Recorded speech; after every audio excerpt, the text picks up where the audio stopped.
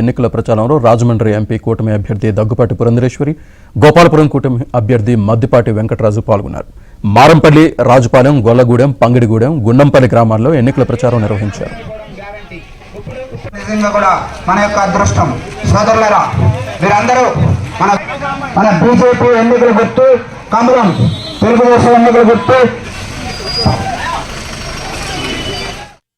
అభివృద్ధి అన్నది అంతవరకే పరిమితమైంది అని చెప్పి వారు సుస్పష్టంగా మన అందరికీ కూడా తెలియజేసినటువంటి విషయం. వారు తెలియజేయటం కాదు, అనుభవిస్తున్నటువంటి మీ అందరికీ తెలుసు. గడిచిన 5 సంవత్సరాల కాలంలో ఏ మాత్రం కూడా అభివృద్ధి జరగకుండా పంచాయతీలకి రావాల్సినటువంటి నిధుల్ని సైతం దారి మళ్లించి, ఇక్కడ సర్పంచులకి సైతం ఎటువంటి విధులు లేకుండా, నిధులు కూడా లేకుండా చేసినటువంటి వైనం మీ అందరికీ తెలియనటువంటి విషయం కాదు. అదేవిధంగా గడిచిన 5 సంవత్సరాల కాలంలో కూడా కేవలం నా ఎస్సీ, నా బీసీ, నా ఎస్టీలు అని చెప్పడం తప్పించి ఎవరికి కూడా సంపూర్ణంగా న్యాయం చేయనటువంటి పరిపాలనని మనం 2019 నుండి నేటి వరకు కూడా చూస్తున్నాం.